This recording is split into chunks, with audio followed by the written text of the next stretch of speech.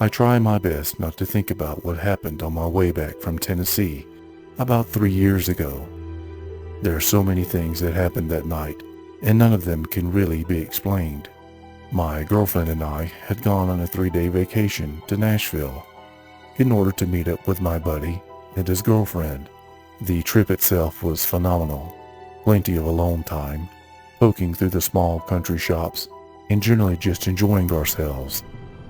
It wasn't until we left for home that things got intensely terrifying.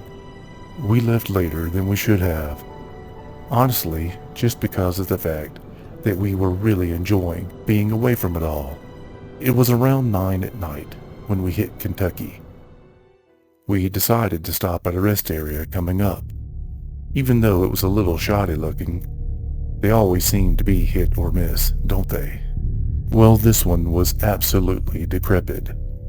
We pulled up in our car and things just felt inexplicably off. We looked at each other, and I could tell we were thinking the exact same thing. Something was very wrong.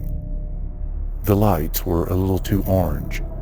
The fact that we were the only car there. All of it came down to one simple fact, that we both just felt in our bones. We just weren't in Kentucky anymore. We tried to laugh it off and decided that one of us would stay in the car while the other one went to the bathroom, and then we would switch.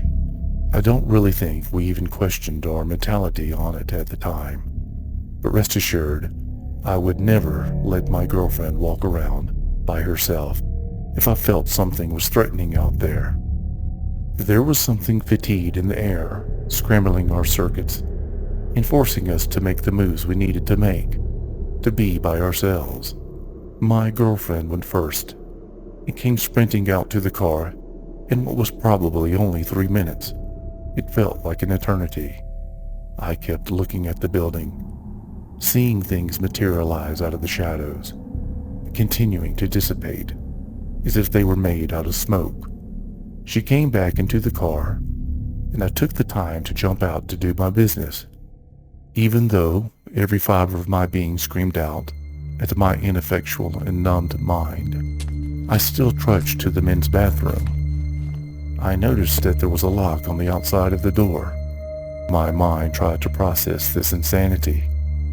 A lock on the outside? My mind kept reading this piece of information to me over and over again, but I simply pulled the door open. The light had a sick greenish tint to it when I entered the bathroom, and there was a large man with his back to me at the only urinal. He was standing unnaturally still, not even a sign of breathing. Imagine staring at a mannequin in the darkness, but with only a hint of light illuminating the unmoving figure. It was silent, with only the hum of the light.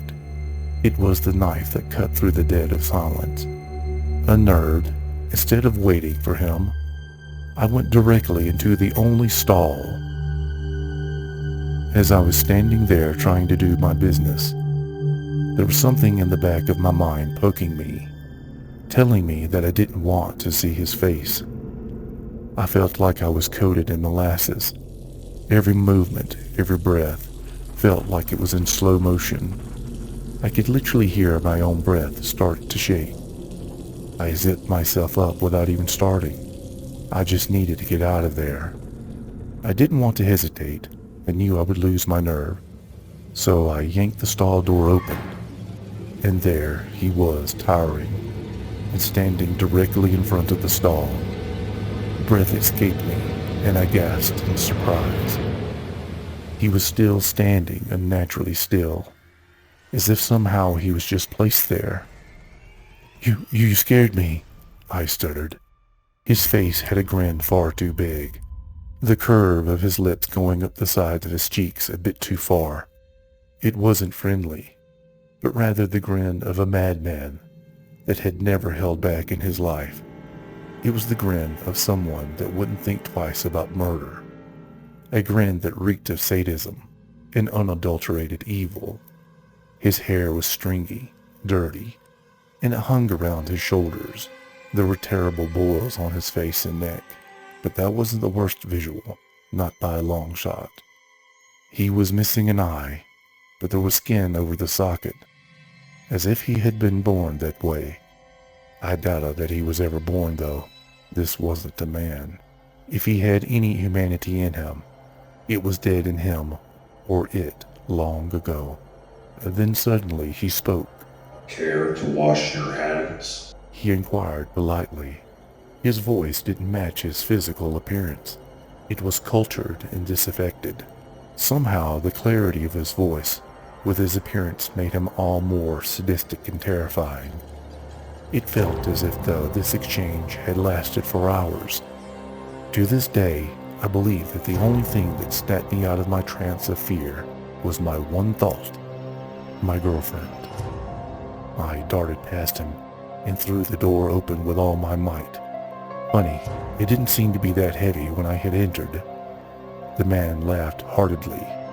Coming from inside the restroom, it made a strange, echoing sound reverberating off the walls. Listening to his laughter as I ran to the car, I felt wrong. I felt off.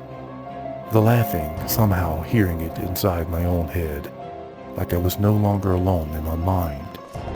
The feeling as if there was someone or something a fingernail's edge from my back. The sensation didn't go away when I looked behind me, and I didn't see anyone. I threw myself in the car. My girlfriend reversed quickly before the door could even shut. She slammed the pedal to the floor, tires squealing, as the rest area grew smaller in the side mirror. Once back onto the highway, I kept looking in the back seat anxiously.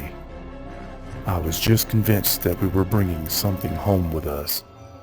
I was so preoccupied with this morbid thought that I hadn't noticed my girlfriend staring at me strangely. She insisted that I wasn't myself. As I began to speak to calm her, my voice was not my own. Her eyes grew wide with terror. She screamed. "Why the fuck are you smiling at me like that then?" That snapped me out of it, and the feeling of someone else dissipated, like a shadow crawling back into the darkness it came from. Even my surety that something was in the back seat faded to a dubious confusion, and my girlfriend slowly began to understand that it really was me. Later, through tears, she told me that I had been smiling at her the same way that I described that smiling man.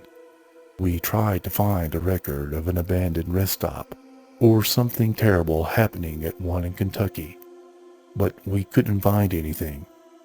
We were in such a hurry to leave that place, neither of us looked around to see where it was. Something from hell hitched a ride with me that night. I can't even stand to smile anymore.